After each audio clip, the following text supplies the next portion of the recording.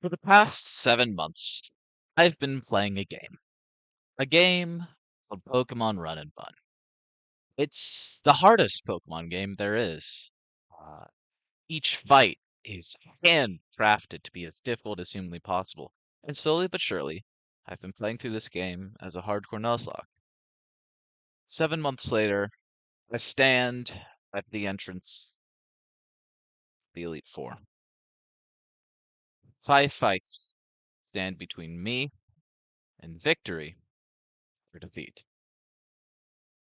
This video is the culmination of all that work. This video is my Run and Bun Elite Four.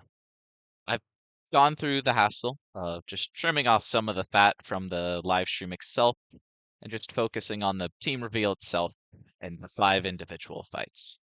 Skim around as you need be, but I think the stream in and of itself in this form is really all you need to see and everything you want to see.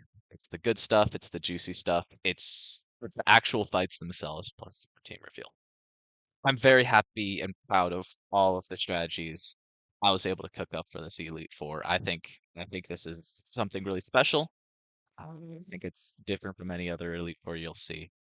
There's ideas that have been used elsewhere, but when you get down to the nitty gritty, it's something different. So sit back, enjoy, and I'll let myself in the live, real flesh form take it away. I'm not gonna dilly-dally. I'm not gonna take a I'll try my best not to make a 2-hour introduction like DRXX.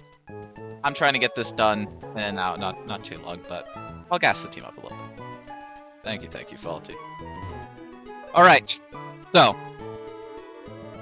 everyone knows the first 4 Pokemon in the squad. They are as follows. Urshifu. Our Moss Deep City encounter, he comes to every single E4. There's no shock here. He's amazing. Exactly how I imagine you look like. Thank you. Generic white guy. I got a gentle Urshifu. The only thing that's been scaled on this is attack. And this Urshifu really helps for my E4. There's no way he doesn't come to the squad. Number 2, my game corner encounter, Hydreigon. When I pulled this Hydreigon, I was truly on the moon. This Hydreigon has been a legendary encounter for this run. Naive nature, 31 in everything you could want. A scaled speed and HP for what it's worth, but it came with a 31 attack. It came with a 31 special attack, came with a 31 defense. He is truly an incredible guy. And as soon as I saw this Hydreigon, I'm like, oh yeah, definitely coming to E4. There's no way about it. And I mean, listen, I have a Dragapult. I got Pacifilog Dragapult. But why use Dragapult when this guy exists? He's just too good not to bring. Cheater Darugus, for real. Number 3, Enamorous. Every E4 needs a fairy type. Very few exceptions to that rule. Now, normally, fairy type of choice is Primarina. Does Encore stuff, does some Sidney Doubles. But I don't really need Primarina. Its toolkit, it isn't necessarily what the squad needs. And more importantly, I didn't get one. The game just wouldn't give it to me. It didn't feel like it. So going into Roamers, I knew I really needed to pull an Enamorous. And on the second Roamer, here we have Enamorous. Primarina son or Alakazam daughter. Yeah. Speaking of Zam, this Alakazam. I pulled this Alakazam on 121. The instant I saw it, I'm like, oh my god, this thing's incredible. Modest nature. 29 special attack, 24 speed. Of course it's coming to E4. There's no way it's not coming to E4. Mega Alakazam is one of my favorite Pokemon to use all the time. It's insanely powerful, insanely fast, insanely difficult to deal with. So you know I gotta use it.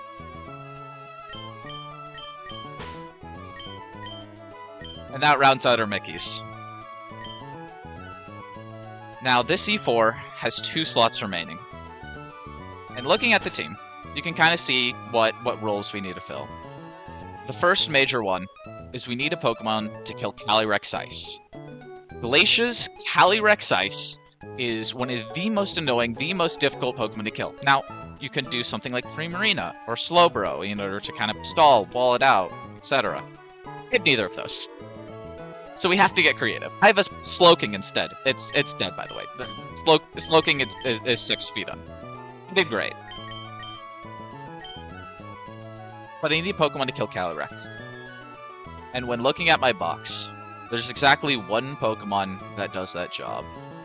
One Pokemon that is both a new guy and a Pokemon that can one-shot Calyrex. And he's currently in the main box. He's not coming to E4. I don't know how to tell you this. Crocodile E4 really sucks. Like, the calculations are just awful. Yes, you can one-shot Calyrex with Foul Play. That's great. What else does he do? That's right, nothing. He doesn't kill Megaera. He doesn't do crap on Phoebe. I mean, okay, he can do something on Phoebe. But with Hydreigon, what are you doing with Crocodile? What are you doing with him? And the more I tried to force Crocodile E4, the more I tried to make it work, the more I realized it just doesn't work. There's no way to make it work. I tried over and over. It just doesn't line up. So I need someone else to fill those shoes. There's no one else that can do it. Well, except for one guy.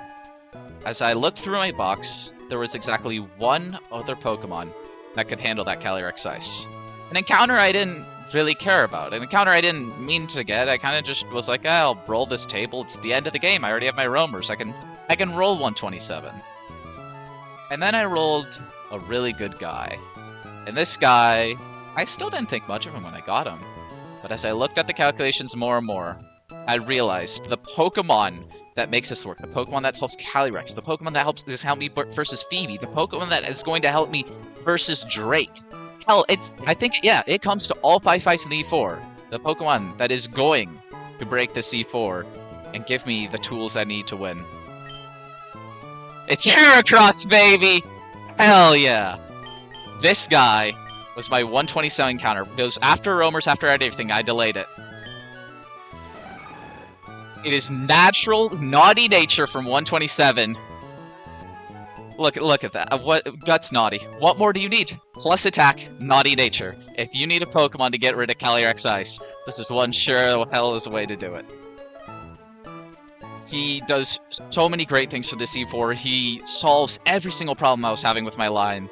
And as soon as I slotted him in, I knew this was going to be the run. Chat, you are realizing something correct. Heracross is not a new guy. And if I don't bring a new guy, that's like that sucks. That would be bad. And I would never do such a thing. I would never run up an E4 without a new guy. Because of course I'm bringing a new guy. Just can't be Crocodile. There's no way, no how, not with my box, to make a Crocodile. This thing I can find. But there is a second Pokemon. When I was helping Crocodile, there's a second Pokemon that popped up. That seemed like it could almost work. And it didn't. It didn't. It didn't solve my Glacia at all. It did nothing.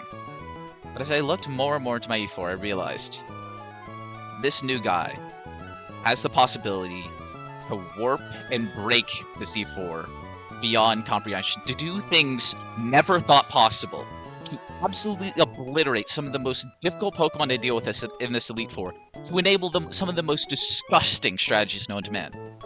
I'm gonna be real. It was hinted right there on my E4 poster. I have it right here. In the corners of this E4 poster, there are 3 Pokemon deaths. My Staraptor death, my Talonflame death, and my Xatu death. These 3 encounters have something in common.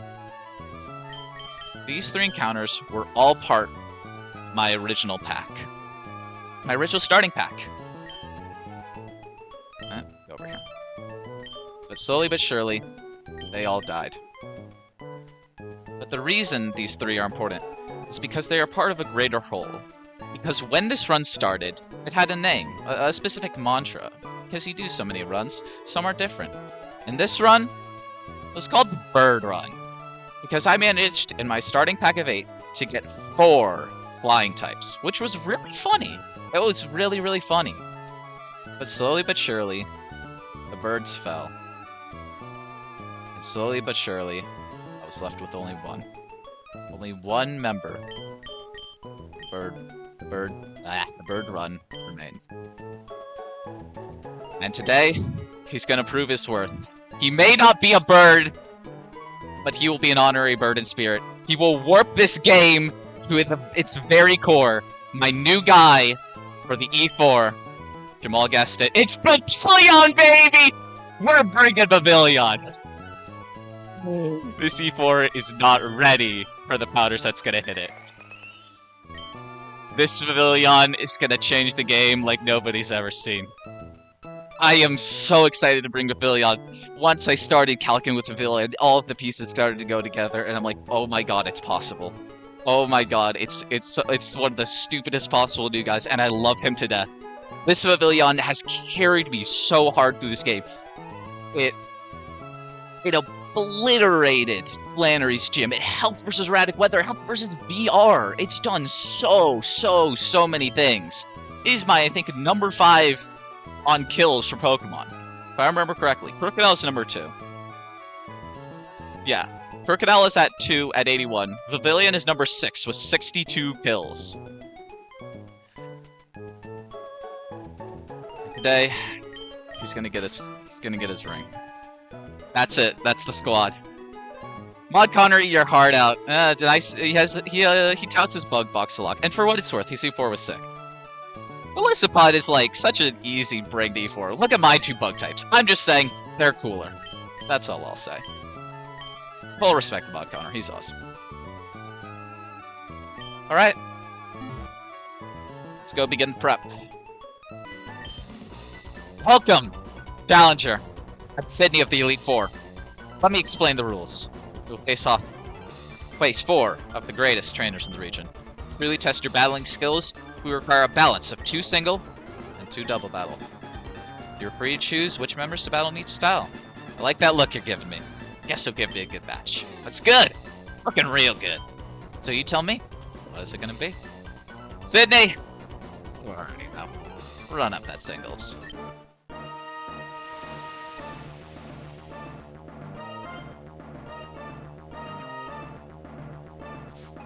Elite Four Sidney would like to battle.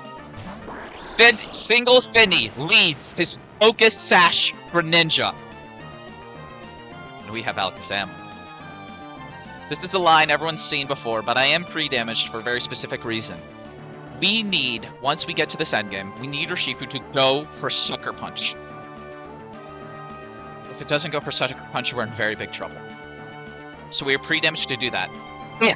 This Greninja goes for Dark Pulse, gets a, I believe, top 3 rolls of Dark Pulse crit, and then Yveltal max roll crits Alakazam. It is then, I believe, a 1 in 10 for Urshifu not to go for Sucker Punch. This is a 1 in 5,235,602 chance to wipe. It's complete fiction. We're fine. I don't believe in that.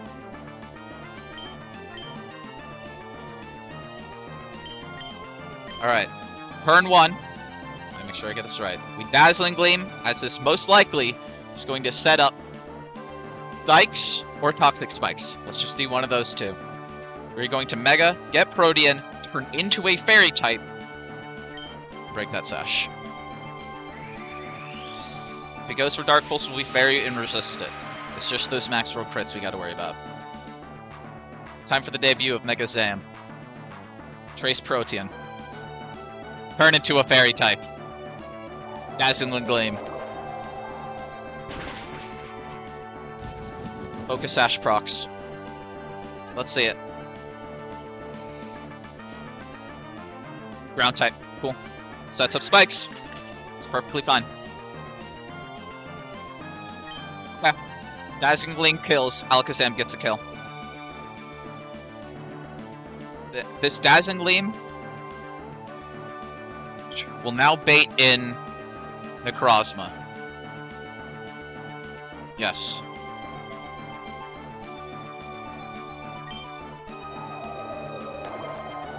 Go for Alakazam.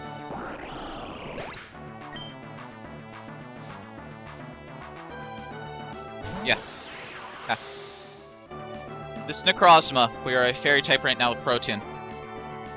Can either go for Stealth Rocks, or it can go for Photon Geyser. We're going to swap to a Dark type, so we're immune to Photon Geyser. And we're perfectly fine if it's Stealth Rocks. 2 HP Darks always kills this.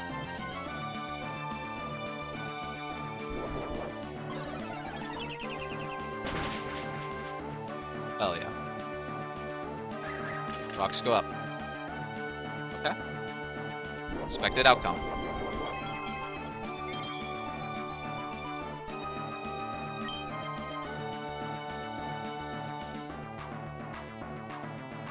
Yes. So, when we kill this Necrozma, we will be a Dark type. Because we are Dark type, the Protean Dark Aura Bug will be in effect. Yveltal will see all of my moves as boosted by Dark Aura because I am a Dark type.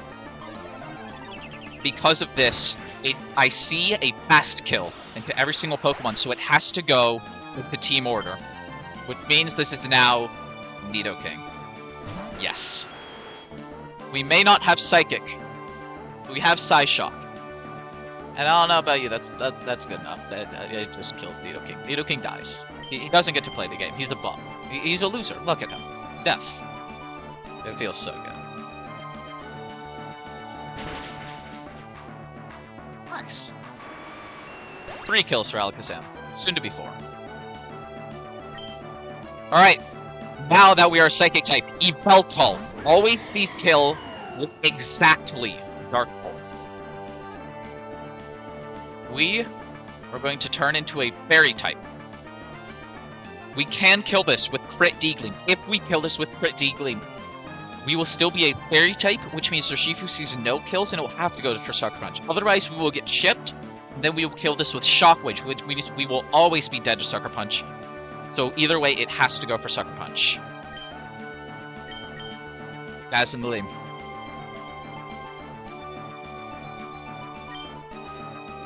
Turn into a Fairy type.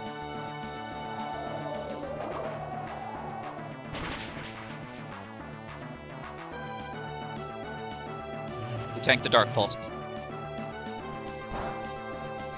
120. Beautiful. We kill Shockwave.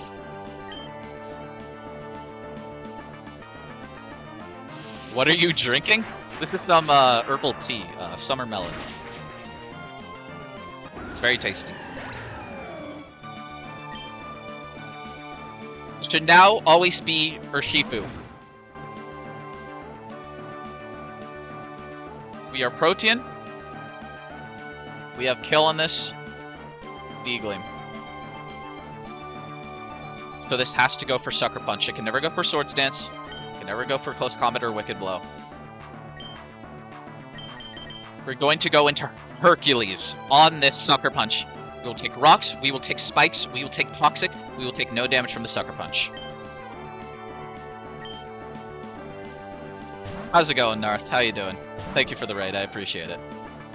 Spikes, rocks, Sucker Punch, toxic. Cool. Close combat always kills this. Choice Scarf let us outspeed. With the Guts boost. I saw the calc and it said 97% and was about to have a heart attack. Good night, Urshifu. Goes for the Sucker Punch, that's fine. It was a 50-50 to Sucker Punch there. We always live even crit. Go for Heracross. Okay.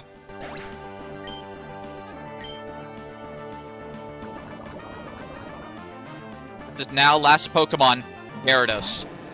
With the defense drop from Close Combat, after the 2 rounds of Toxic Chip, we would always be dead to Gyarados Waterfall, so this could have never Dragon Danced, no matter what the outcome of that was, whether it Sucker Punched, no Sucker Punched, anything of the sort.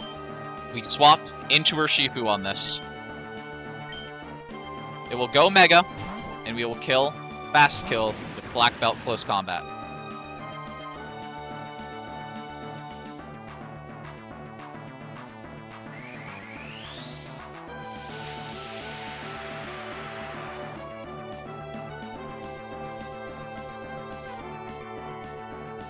We tank this with ease.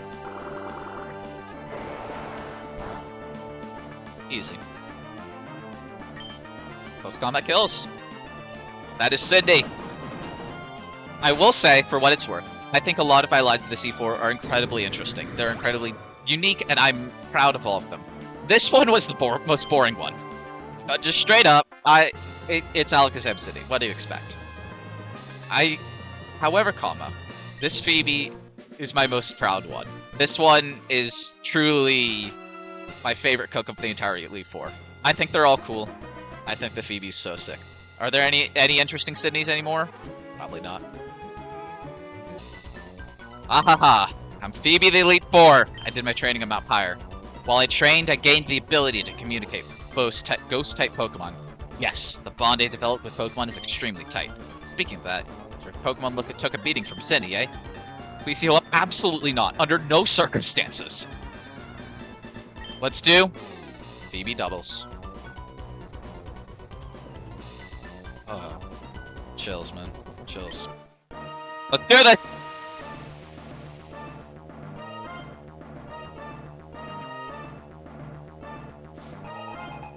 Elite Four Phoebe would like to battle. Phoebe leads with Decidueye and Chandelure. Chandelure has Shadow Tag, trapping us in. Decidueye has Tailwind. The goal is to Decidueye, set up Tailwind to let Phoebe's team run wild. We're going to prevent this, because I've got absolutely nothing to do with that. We're able to dual Wing Beat with Hydreigon to one-shot Decidueye. But what happens with the other slot? Well, Phoebe thinks she's trapped me in here with her by shadow tagging me. But little does she know, I've in fact trapped her in here with me. This is the exact position I want. I'm not switching out until 4 Pokemon are dead. I am going to click Powder into Chandelure. This Chandelure with the Occa Berry in doubles never sees a kill into Pavilion with Heat Wave. It's only Fire Blast, so it has to go for Fire Blast fast kill into Pavilion. There is a bug in this game that Heat Wave or spread moves, Fire type spread moves in doubles. The second slot Pokemon will take damage even if it gets powdered. That bug would mess up everything, so we have to make it Fire Blast. We have to make it we have to do the Occa Berry in order to make sure it's not Heat Wave. This powder will do 25% of Chandelure's health rounded down. Chandelure's HP is not divisible by 4, so it is 5 powders in order to KO the Chandelure. Keep that number in mind. Powder, Chandelure, dual Wing Beat, Decidueye, kill for Hydreigon. Hydra claims his first blood. Hydra's hungry. He's getting 3 kills here. Pop. KOs through Focus Sash with Expert Belt.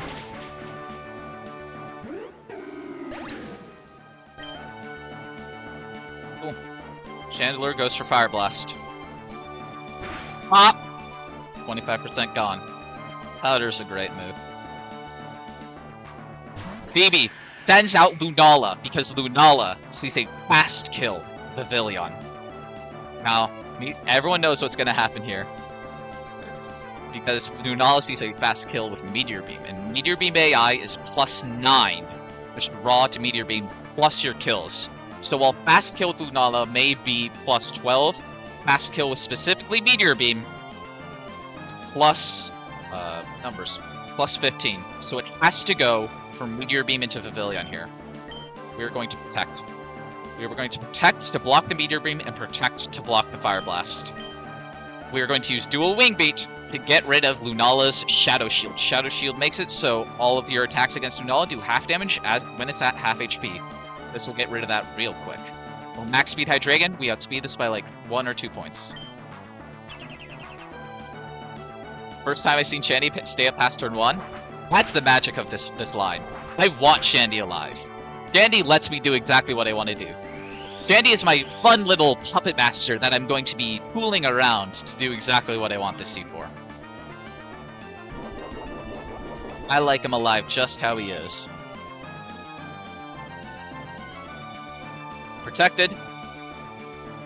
Protected. Cool. We're once again, same thing as turn 1. Powder to do another 25%. Meaning now, after this powder, Chandelure will be dead to 3 more powders. Hydreigon, Dark Pulse, always kills Lunala here. Second kill for Hydreigon.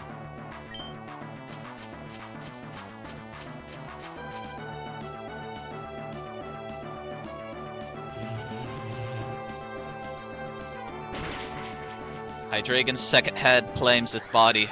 1 more to go. Pop. Cool. That is exactly at half HP plus 1 right now. Giratina. Hydreigon shows fast kill to Giratina with Expert Belt Draco Meteor. I can just kill this outright. But if I kill this Giratina right now, I wipe. But Hydreigon's not targeted this turn. It's exactly Poltergeist kill into Pavilion and Fire Blast kill into Pavilion. I get 1 turn. But I still need 3 more turns to kill Chandelure with Powder. I need to decrease that counter by 2. And given that Pavilion is going to protect here to block both attacks, it's plus 12 to fast kill over Shadow Sneak into Hydra, which would be plus 11. Hydreigon has a free turn here to set up the next turn. Dual Wing Beat into Chandelure always does a minimum of 26.1% and a maximum of 40% on double crit. This gets us our essentially 2 powder chips worth of damage. After this dual wing beat, Chandelure will always be below 25% HP and dead to the next powder. This is the magic of the strategy. This is what makes it work. We need to kill Chandelure and Giratina at this exact same time. And this is how we do it. Dual wing beat into Shandy. Protect. Skip. Skip. Perfect. Protected. Fire Blast. Protected. Beautiful. We've done it. Powder now kills Chandelure. It's going to try and go for Fire Blast. It will die to this powder. Dark Pulse. Not Dark Pulse. Jesus. Don't click that move. Draco Meteor. One-shots Giratina. Hydreigon shall claim his final kill. And Pavilion will get hers. Powder. Gave me a heart attack there. That would have been really bad. Yeah. Go for Hydreigon.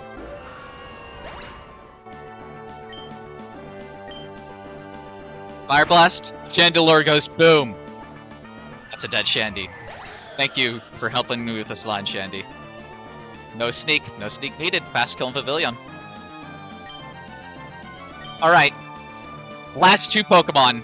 It's Blastoise and Gengar. For this 1 turn and 1 turn only, we are not Shadow Tag trapped. We have broken the seal of Shadow Tag. And we're going to use this to reposition. Now, when everyone resets and gets their 104 encounter, there's one ability everyone wants on Pavilion. And that's Compound Eyes. Compound Eyes allows you fully accurate sleep powders, allows you hurricanes. I did not roll that. I, in fact, rolled Shield Dust. But I'm gonna be real. This line doesn't work with Compound Eye. It wouldn't work. This just wouldn't work. Straight up. Because here's why. This Gengar is going for Focus Blast Fast Kill into Hydreigon. This Blastoise sees no kills, so it has to go for Fake Outs. This Fake Out will be the last fully accurate for any kind of semblance of predictability move for the entire rest of the fight. And that much variance is really, really, really difficult to deal with. But because I know where the Fake Out is going into, I have just a little bit of certainty that allows me to do this. The Pavilion slot is untargeted. We swap into Alakazam on the Pavilion slot. Shift to Alakazam. Hydreigon is dead to Gengar, Focus Blast, Fast Kill. So it has to go for Focus Blast in this slot. We're going to swap this slot into our Eject Button Heracross. Heracross is going to take this Fake Out and eject out. Then we will eject into our Enamorous, Dead Shell Enamorous. The max roll of Mega Gengar Focus Blast is 75 HP The minimum roll of Blastoise Muddy Water is 76 HP. No matter what happens this turn, Enamorus will always be dead to a move from Blastoise, which means on the next turn, Blastoise can never follow me. This is the magic that makes it all work. This is the final piece of the puzzle. Actually, there's one more piece after this. I lied. Alakazam, Heracross. Gengarite, we're trapped in again.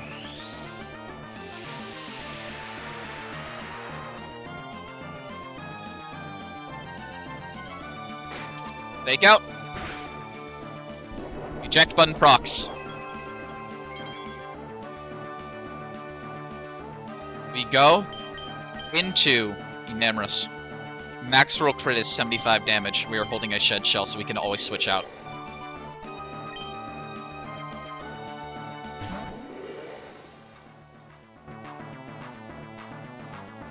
And miss. That's why we have to be 76 HP. Mineral of the Focus Blast, or the Muddy Water from Blastoise and Doubles is 76. This always has to go from Muddy Water Fast Kill into Enamorus. Field Dust Gaming. Alakazam goes Mega, Side Shock, one-shots the Gengar. It cannot get followed Mead because of the fact that Blastoise sees a kill.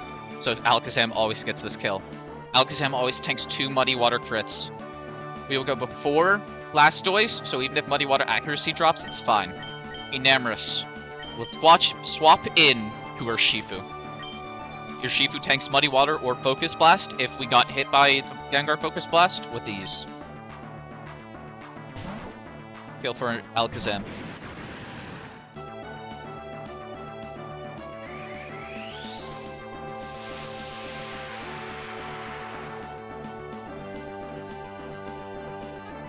This line feels like it's on a needle's edge, man. Oh, cool. So Trace is random in doubles, but I Trace Shadow Attack. Very cool. Side Shock kills Gengar. So, you might notice something here. Blastoise is about to go for Muddy Water.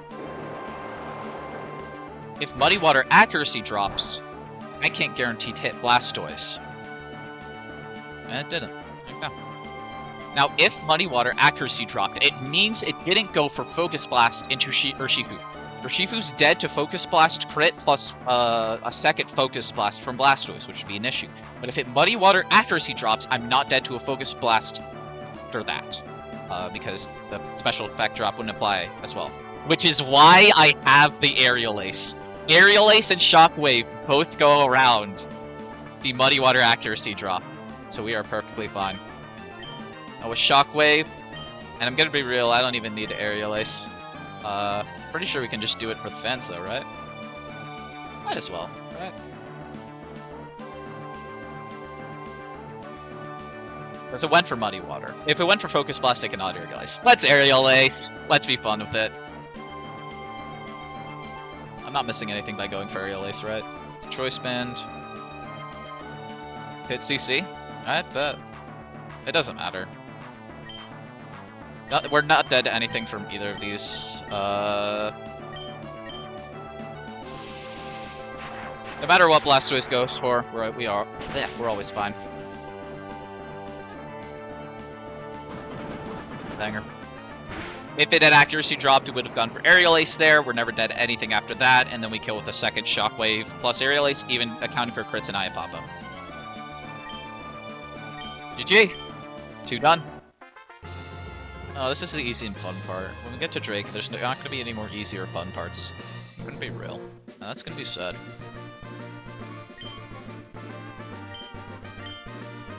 Bang! Bang! This one's the fun one.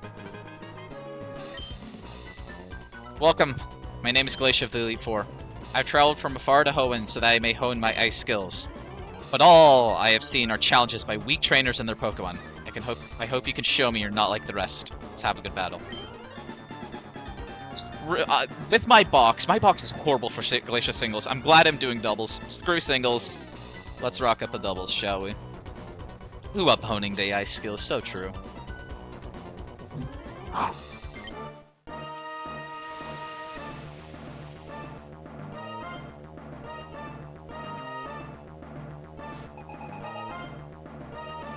Let's do this.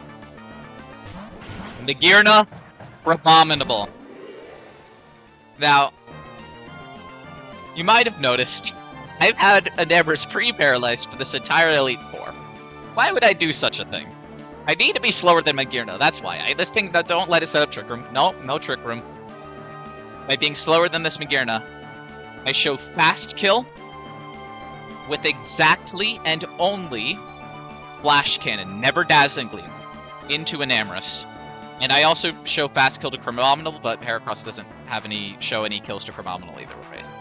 You might be thinking, well, don't you have a Vivillon, right? You can use Vivillon to do this. The HP Vivillon needs to be at is about, I believe it's around 200 HP. The lowest possible HP I could have been for that Phoebe is 220. So here we are. I would have, the original idea in doing the strat was to actually have Vivillon in this right slot, but the pre-damages don't work out. So this is why we have an Amorous pre-paralyzed. Okay. Hercules is going to go Mega. Let me make sure, let me check the line. I'm going to go Mega and chip Nagirna's Arm Thrust. Arm Thrust max rolls crits. Arm Thrust max roll crits never kill Nagirna, but they give it exactly enough chip that I need. Meanwhile, I'm going to swap in Namorous to Urshifu. Urshifu's never dead to this Crab Hammer slash Ice Hammer plus Flash Cannon. Arm Thrust, Nagirna. Arm Thrust, Nagirna. Swap to Urshifu. It's as simple as that.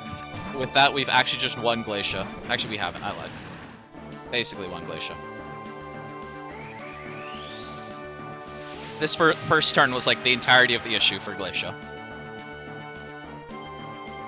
The issue with Crocodile, if you're wondering, Crocodile baits a kill from Crabominable. And so you have to have Crabominable, you have to do a fast kill. It's not right. Let's go Heracross! Nice chip. Flash Cannon into Urshifu.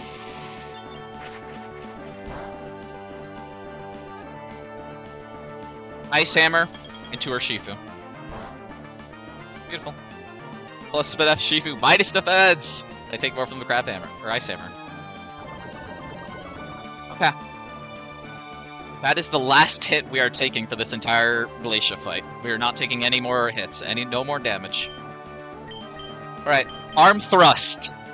Breaks through Crabominal's Focus Sash and one-shots, so this is why we really needed Arm Thrust.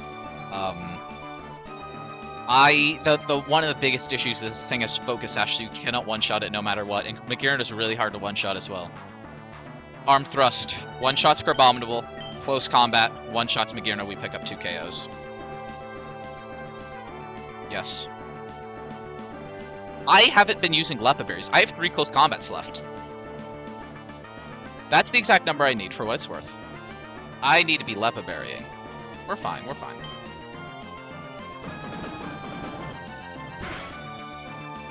I didn't put like Lepa Berries in my notes or anything, and I really just haven't been thinking about it. Yeah.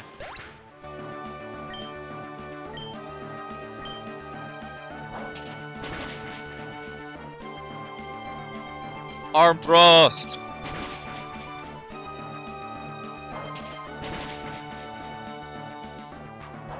Everyone forgets some Lepas. So true. 2 kills. So, the only Pokemon that is not Fasto-Code by Heracross here is Kyurem Black. The only Pokemon that is not Fasto-Code by Urshifu here is Calyrex Ice. So we're gonna see those 2. Slots don't matter. They matter nothing for this fight. Cool.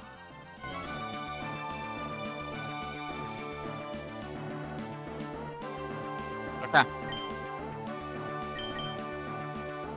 Pin Missile. If it rolls all 5 rolls, roll the 1 in 16 for Min roll, and I don't get any crits, Calyrex lives on 1 HP. Anything else, we're fine. It is a 1 in 1,447,178 chance. Again, absolute fiction. I don't care. Pin Missile, Calyrex, Urshifu, close combat, Fasto, Coast Kyurem. Bop. Never happens.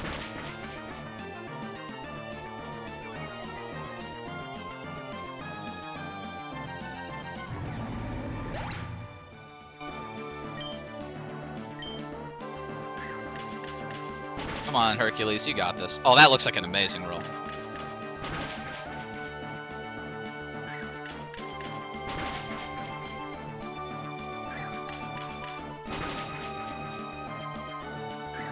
Good job, Callie. You died. That's what we needed from you. And good job, Hercules, for actually doing the killing. We liked that here.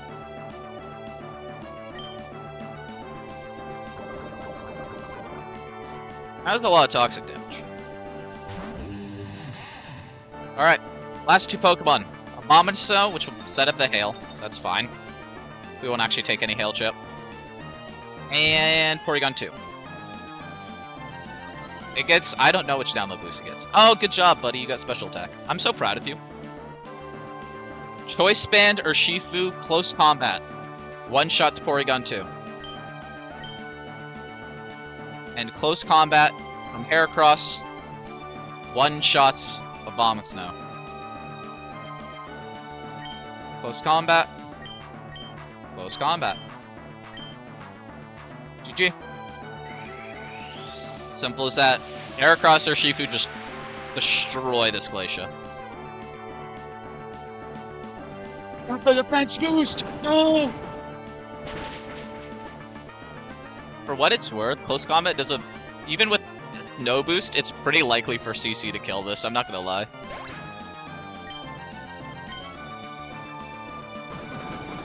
Very difficult battle. So true. Okay. There's nothing left to do but run up Drake.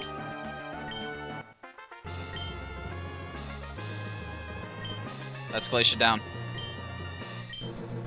Oh, I hate this Drake. I hate this Drake. I hate the Drake. Left the berries. I got you. Drake, one time for the one. Let me pass, man. Let me pass. Let's do this. I'm the last of the Pokemon League Elite Four. Drake, the Dragon Master. In their natural state, Pokemon are wild living things. They are free. At times, they hinder us. At times, they help us. For us to battle with Pokemon as partners, do you know what it takes? Do you know what is needed? If you don't, then you will never prevail over me. You only got one choice left. Are you gonna fight or are you gonna run? Following up Drake, like many more before you, you will persevere. I will persevere. We will hold.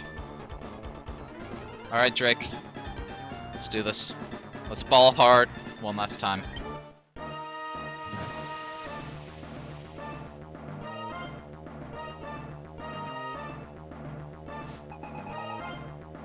Elite Four Drake.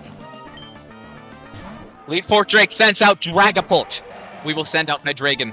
Free damage to 260 hit points. Choice Scarf Hydreigon.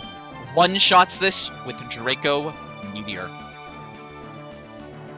I wanted to do Dragon Pulse here really badly. Dragon Pulse with this minimum 99% to Dragon Pulse. I'm so mad. That would have been... It would have been revolutionary, honestly. But here we are. We click Draco. Drop a fat Draco Hydra. Get out of here. Hydreigon, my beloved. Hydreigon, my goat. Dragapult down, 260 HP. The max roll. Crawdaunt, close combat is 260 HP. This Crawdaunt is the entire risk for the E4. We have to set up something very precise here on this Crawdaunt. We're gonna have to play this very carefully. We need this Crawdaunt -2 defense. This is always close combat. We are going to take a close combat crit, or we're going to take a close combat into Pavilion here. If it max roll crits, we're in a 1 in 16k fiction land. That is the easy one. That is by far the easy one. I don't think it's going to happen. Shocker. I think it might even be more than 1 in 16k. The RNG for Drake is really botched up, and I try to estimate it the best I can, but there's too many outcomes. Close combat. Right now. Into the Pavilion. We tank. Rocky Helmet will deal 1/6 of Crawdont's HP. Yes. And we'll break focus, Ash. We need a second defense and special defense drop. 242 HP. Let's see that. Okay. We are dead to every single roll of Crab Hammer. And we are dead to half of the rolls of Lash Out. If this goes for Lash Out, we are virtually guaranteed to win. Actually, we are guaranteed to win. We didn't get crit. If this goes for Crab Hammer, and it goes for crit, and it high rolls the Crab Hammer crit, we are very, very, very in deep water. Nothing left to do.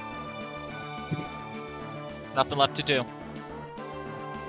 There's no nothing. There's no more calculations. There's no more anything. Hi, Dragon! I need you one time for the one. You've done so much for this run. You've done so many amazing things. I need you. Hold. Show me Lash Out or show me Crab Hammer non-crit. Come on, Dragon. Do it! I can't look. I actually can't look. I don't want to look. I don't want to look. I don't want to know. That's Crab Hammer. I don't know what that is. 154. 154. That's it. That's it. That's enough. Good.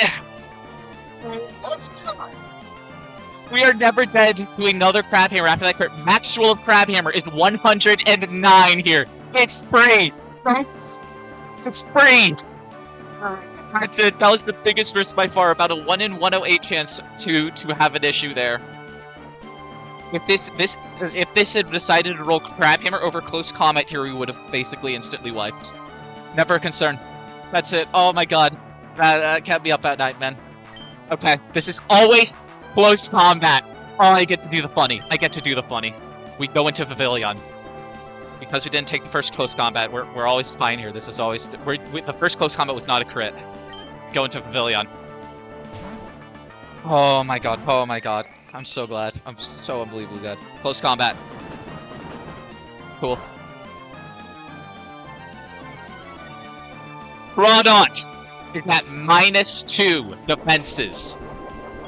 We will take a second round of Rocky Helmet chip. Time for the magic of this line. Minimum roll, or maximum roll, of Reshiram's Dragon Pulse does, and I quote to Pavilion, 271 HP. We're dead to Dragon Pulse here. If Reshiram rolls Dragon Pulse, Pavilion would die, and we would lose. So this line doesn't work because we've taken too much damage. What you'd think. But I have taught Pavilion Draining Kiss. We will heal all that HP back, and we will be at full HP, and it will always be blue flare from Reshiram, and you can figure out what happens then. Pavilion, give him a nice big mwah! That yo kill. Mwah, mwah, mwah indeed. That's a kill for Pavilion. The only Pokemon that has a fast kill onto this Pavilion. You know him. You love him. Hello, Reshiram. How's it going? Nice to see you! Been a while. Actually, hasn't been a while. I've never met you. Nice to meet you. Folks, count me down. That's 1 powder.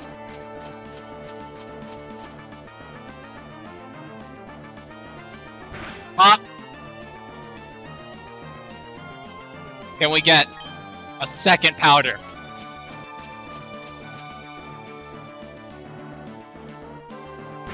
Pop! Can we get third powder? Powder him down. Pop! Can we get fourth powder?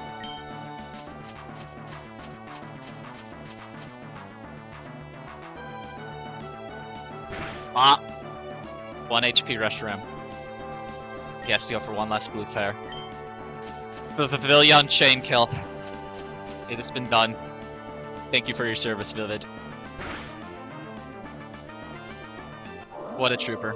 Freest restroom kill of my entire life. What a hero, what a trooper. Alright. This is now Zygarde. This is literally random move from Zygarde. There's overlapping roles between Thousand Arrows, Dragon Claw. It can glare, it can coil. I care about none of these. It can go for literally random move, I don't care. We go into our Citrus Berry Heracross, even Dragon Claw crit, we're always fine to bait another Dragon Claw afterwards. We're pre-poisoned, we can't be glared. Restaurant, Veiling killing Reshiram is truly incredible. It's 1,000 arrows, cool.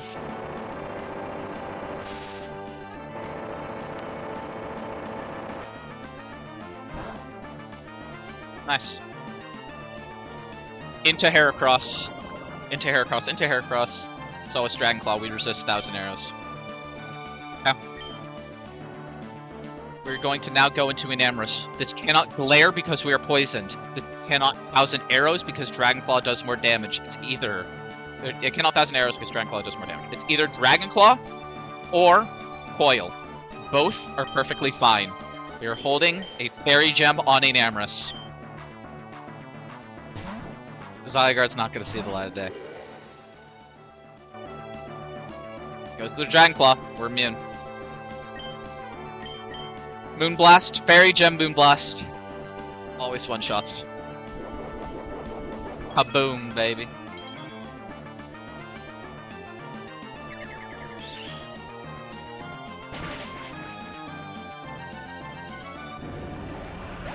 Dead Zygarde. Let's go Enamorous. Okay, that's a kill for Enamorous, writing that down. Okay. This is now Suicune. We show fast kill to Salamence in the back. Because of our pre-damage, this is always Ice Beam from Suicune. This is the last bit of possible wipe RNG for the entire Elite Four. It's about 1 in 8,000, 10,000 in that ballpark. This is always Ice Beam. We want to not see max roll crit, and we would like to not see freeze. We are fine if either happens, but both kind of send us down two different fiction lines here. But it won't happen, we're fine. We're good. Urshifu will hold. We're holding a Lumberry in case this freezes, but ideally it won't.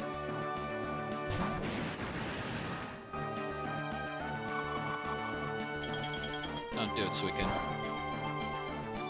That's a crit. Okay. That's a freeze.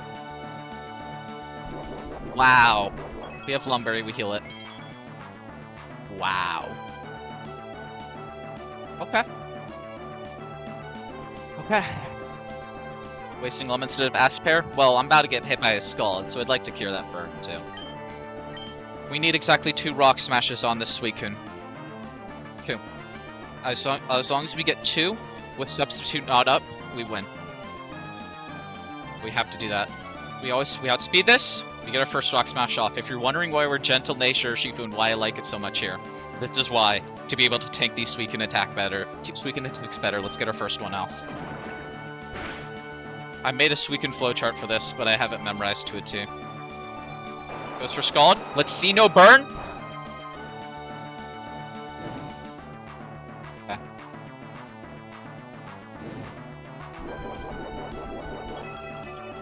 Fine. Fine. It's fine. Okay, we're still at 188. And we get our second Rock Smash up here. This can now Calm Mind. This can now Substitute. It can now Scald.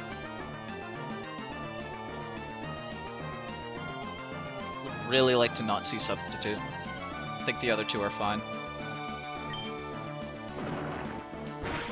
We no longer show fast 2 at KO because we're burned. Goes for Scald! I think we're good. Let's see that HP 133. We're good. We're absolutely good. We're more than good. The risk here is that after we get our 2 Rock Smashes off, we would be at low enough HP that Suicune could go for Ice Beam and then get an Ice Beam freeze on our switch to Alakazam here. Okay. This is always Scald, or Substitute, or I guess Calm Mind. None of them matter. We go to Alakazam. Alakazam always lives, with our SpDef and HP skills, always lives a +1 crit Scald from Suicune plus Burn. Going to Alakazam. If you're wondering why I have Psyshock on Alakazam,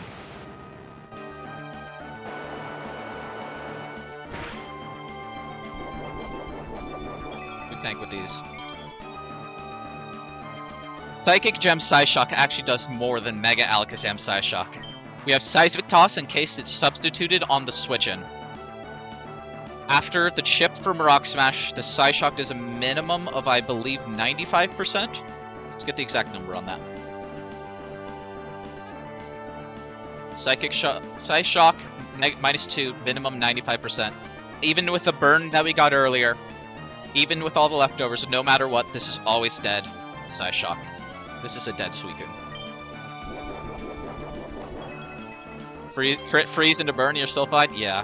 The Suicune was incredibly safe for what it's worth. Like, the way I routed it, it's very, very unlikely to have something go wrong. It's possible, but we're good. Last Pokemon. Salamence. Alright. You might be able to guess. This just kills me. It just do. I'm not gonna sugarcoat it. I'm not gonna lie. We show a fast 2-KO to this with Dazzling Gleam, so it cannot Dragon Dance. It's full HP, it cannot Roost. It always sees kill with Earthquake, it always sees kill with Return. Those are two random moves we cannot deal with. But I'm gonna be real.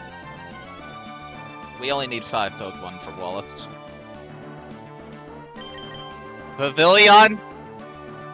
You are a hero. You are a legend you held like nobody else ever held. You took us so far this E4. I thank you for your service. And thank you for getting me to Wallace. See you around, Vivid. It can Earthquake here and it can live 1 extra turn, but not that it matters because I'm always dead to Aerial late, boosted return afterwards. So it can't go for Dragon Dance. See you around, Vivid. You truly were an incredible Pavilion.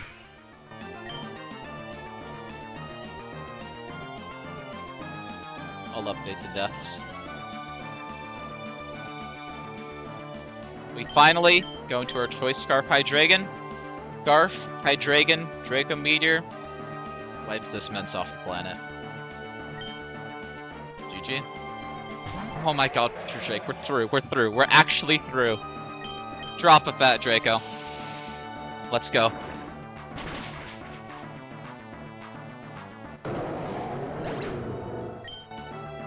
See you around, Salamence. Oh my, we're so through, we're so through.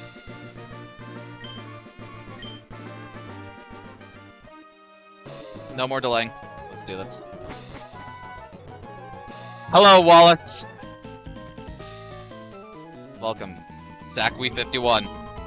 At Incidents Utopolis City, how superb work putting an end to that crisis, all by yourself. It wouldn't be fair to say that you alone ended the crisis. You overcame that difficult situation by working as one with your Pokemon.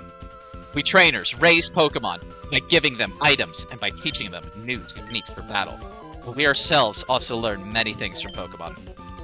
And this is where your achievements are put to the test against what others like you have achieved. Now, who can most elegantly dance with their Pokemon in Hoenn? Show me, right here, and right now. Let's do it. It's time for Wallace, baby! Last fight of the game. 6 Pokemon to go. Let's do this. Champion Wallace leads with Kyogre. Kyogre goes primal, setting the Heavy Rain.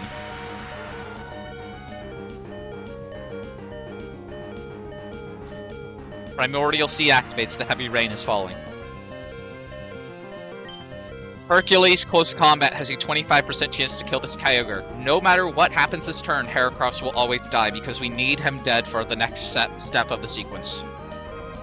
Heracross You were a last-minute addition to the squad. When I got you, I never considered that you'd be here, but to say the C4 wouldn't have been remotely possible without you is an understatement. You have done everything. You have clutched up in every single fight of the C4. And one more time, hit a fat close combat. For real. Thank you for your service, Hercules. What a hero.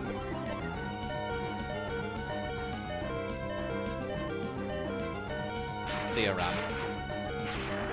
He didn't want the kill. That's fine.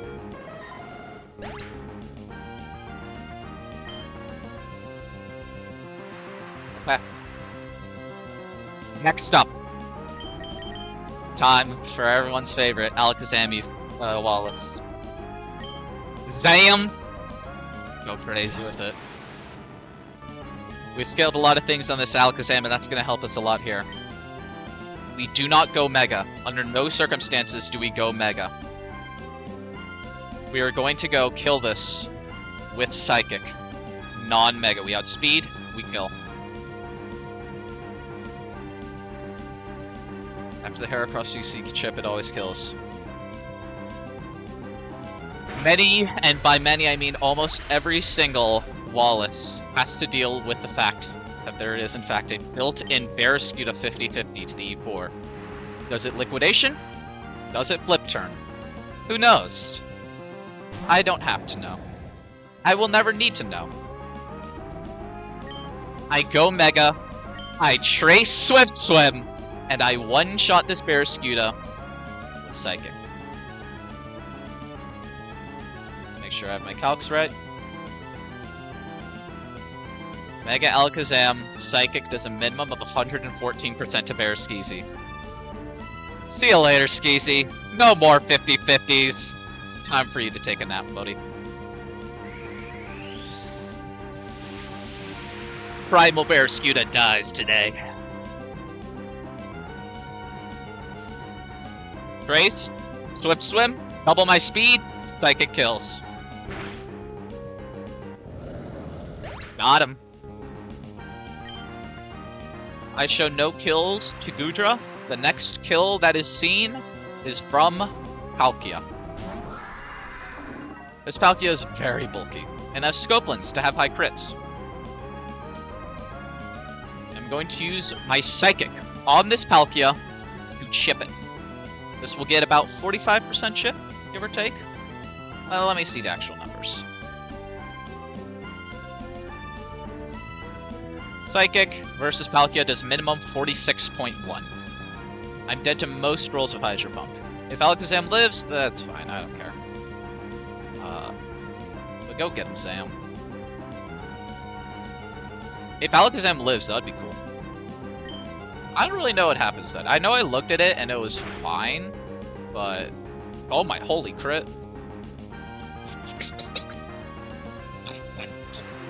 Ah, I didn't expect him to Alakazam lives line. What do I bait in?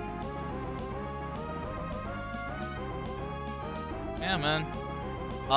Base Swampert sees kill with Liquidation? Is that correct? Yeah. So it'd be base Swampert. I think that's... Why do I care? More chip on Pert. What's going on here? Huh. He is clutching up. What the hell? You're not supposed to do that. How does that work for the line? I would sack Zam to Swampert, and then... I think we're fine. The line is Zam takes 6 now. I trust that even if I kill this with Psychic, it's fine. Go for it, Sam. You got this, buddy. 3 kills for Alakazam so far. Is it now Swampert for kill with Liquidation, I think? Yeah, okay, I'm right on that part.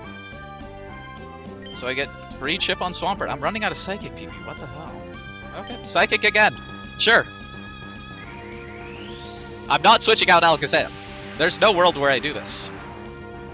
I can't switch into Liquidation anyways. I had this whole beautiful line with the thing. Okay. See ya, Alakazam. Thank you for clutching up like nobody has clutched in their entire life. What a crazy thing. 07 Zam. Alright. Swap into Urshifu.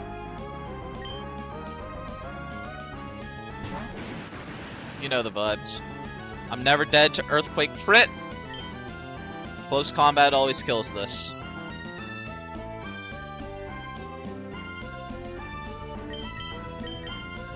Not close combat? No. No! Stop! Stop what you're saying. No, I had to think. I'm glad I thought. It's Surging Strikes. Surging Strikes into Aqua Jet, but just Surging Strikes kills. So that's cool, I guess. Lock in? I need to lock in. Don't mess this up. Don't mess this up. Okay. Surging Strikes KOs. Good job, Urshifu. He gets a kill. I'm not even gonna get to show off the funny idea I had for Hydreigon. The funny is just gonna happen naturally. What the hell? No funny. Let me also update my deaths. That's because Heracross is dead, Alakazam is dead. Yeah, I genuinely think Hydreigon's doing nothing this fight. That's crazy. There should be Manaphy for kill with E-Ball? So technically, does this show kills with Ice Beam and Scald? No. No. Well, even if it showed kill with Energy Ball, or Scald and Ice Beam, I would still be perfectly fine, because max roll of Ice Beam and Scald crit is 285 HP. We swap into Enamorus on this.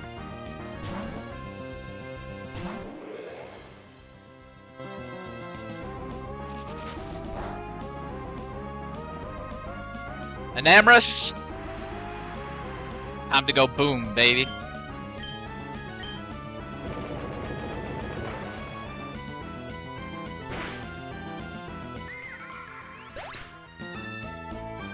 Alright. It's actually not over. I think I still am gonna have to work for the funny. Because the reason I actually have Lagging Tail on Hydreigon, because the thing is, the max roll of Urshifu Close Combat into Goodra Sui is 98, or sorry, Mineral is 98%. Oh wait, Goodra does negative damage to Urshifu. Holy hell. Never mind. I do get to do the funny. Hydra doesn't even need to come out. Let's see. Let me check. Yeah, watch this drive. Max roll of Aqua Tail crit is 96. Yep. Watch this drive. I have Rock Smash too. Hell yeah. So the idea originally was that I would have to, after Palkia, switch in Enamorus to kill Palkia. And then after I have Enamorus in, it shows kill to Goodra, I switch into Hydreigon. I Rock Smash it down and try to Lagging Tail U-turn out into Urshifu to get the kill on Goodra. The reason I'm doing this funny, because you might notice, right there at the bottom of the screen, way down, I can't point correctly, but I have exactly 51 deaths as it currently stands with 4 dead in E4. You know what funny number is in my name? Kinda funny. Rock Smash into CC always wins here. I'm about to do very funny. Hydreigon lives, Urshifu lives, I'm never dead to crit here.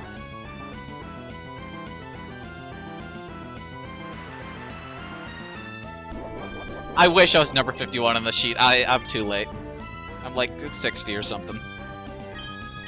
Post combat does a minimum of 97. 3 months, baby! 7 months in the making! 51 deaths, 36 attempts. That's it, baby! We're done! We won! I'm so glad Drake didn't go wrong. Oh my god, that's it. That's it! That's it! Oh, hell yeah, dude. A toast of tea to that.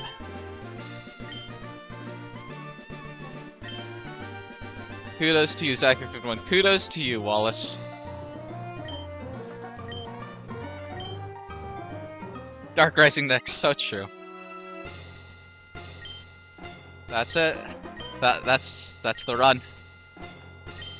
I've beaten Pokemon Run Bun. Hello May, how's it going? I don't care. Show me the screenshot of the squad. I will say the 51 deaths was purely a thing I realized like 3 days before E4, and I went, wait, that would be funny. So I slapped Lagging Tail on Hydreigon kinda last minute.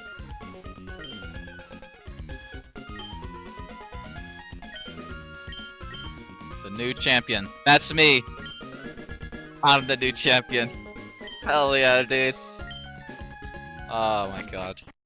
I can't say how much time I spent off stream alone just thinking about this game, man. It lives rent free in my head. Alright, I gotta get my Gaiazo screenshot ready. Gotta get a screenshot of the guys.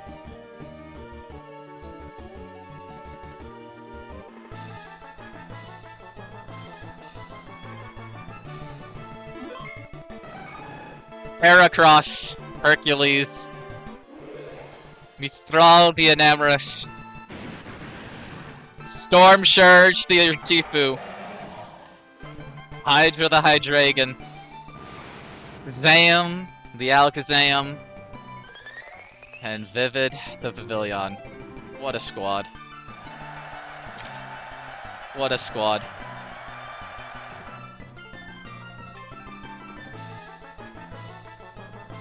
That's it. That's Run Bun. Congratulations. Thank you all for being here. Thank you for everyone who's showed up to all my streams. And a very, very special thank you to Faulty. I don't know if I would be here without him. So many times he's helped me with figuring out a line that I can't figure out, and he suggests something that works. And more importantly, he was the one that double-checked my E4. He was the one that helped me with some of the specifics with Drake, and he double-checked everything. He gave me the damn HP pre-damage for Sidney. He worked all that out. I really shout-outs to him, but shout-outs to everyone as well. This run was such a fever dream. I never really expected to win. Genuinely, when I started Run Bun, my goal was I wanted to beat Norman. That would be like pretty cool. And then I beat Norman. And then I got further into Flan Split. And then I finally got this run that like it was pretty good, and it got past Flannery. It was my first time in Surf Sim. I had no idea. And I just slowly but surely kept trudging on throughout all of my mistakes, all the things that happened. I even through my bad box, my Tainted Liza split box was horrible. This box only glowed up in Bond Split. I trudged through, and slowly but surely I made it happen. Through blood, sweat, and tears, and a whole lot of tears, it worked. God knows I was one of the most miserable days of my entire life when I lost my Golisopod. I genuinely went off stream and just moped around for the next 4 hours, feeling dead to the world. And despite that, we made it. 6-hour Magma Hideout double. Listen, that one was hell as well. I'm proud of that cook too. But this run was one hell of a fever dream. There's so many sick Pokemon and sick lines and sick strategies through it, and I'm glad to have shared along the way. I'm glad I started streaming this because it's been such a fun experience. It's just finding all the stuff, all the couple fun clips I have are great, and all the people are great too. There's a lot of gatekeeping in Run Bun, and honestly, I love it all. It's so much fun. It almost feels like a frat where someone new guy shows up, and of course you gotta haze the new guy. What's the best nature on a Friday? I gotta get that minus speed nature, so that way you're better than Trigger. It gets me every time. I do like gatekeeping. Gaslight gatekeep your boss. Really this game, this community it's something else, and it's something I'm glad to be a little small part of. I hope I've showed off some cool strategies throughout the run, and especially on E4. I hope you found it interesting. And that's about it for me. That's kind of it. I want to do one last stream for this run. I want to do a stream tomorrow, just kind of going over a lot of the fun intricacies of this run, the fun the cool fights, the interesting moments. I'm just gonna give a nice highlight of them. If you just want to see all the fun bits from the run, I just want to stream for that. As for next stuff, I see a lot of people posting, pawn next. I don't know, man. When I was doing this run, I halfway through I was like, if I wipe here, there's no way I have the mental capacity to do another one. Towards the end of this run, I was really feeling it, like just burn a hole in my skull. But I have to finish. I had to finish. I knew I had to finish this. I knew I needed to give this run the ending it deserved, and I'm glad I did. But I'm probably coming back to something. I know Faulty wants to do a sandbox Soul Link, and I might be doing that. Might also be playing something else, but I don't really know. I'm definitely gonna take at least a small break from doing anything solo for a little while. Because this run, it really just, it took up everything in my brain. No matter what I was doing in my day, I was thinking about it. I was thinking about the E4, I was thinking about Huanjin, I was thinking about VR, I was thinking just constantly. And just a little bit of a break, a little bit of peace of mind would be nice. Just for a second. I'm sure I'll be back. This place is like Stockholm syndrome. My very first stream title. If you check all my VODs, they're all up on my YouTube, by the way. Very first stream title, before I renamed it to be more specific on YouTube, it was called Truckholm Syndrome. I think that's very fitting. Once you beat this game, it feels like it draws you right back in, because it's an amazing game through and through. I really think Dexa made an amazing game that is 2 years later still unparalleled by any other game. Yes, there's EK, there's Lucid, there's other ROM hacks, but nothing comes close to the level of the technical ability and wherewithal that Run Bun has, and I think it's awesome. Hell yeah.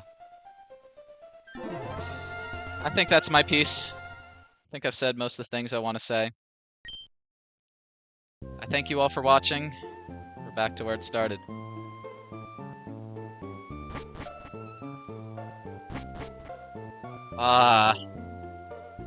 Like I never left.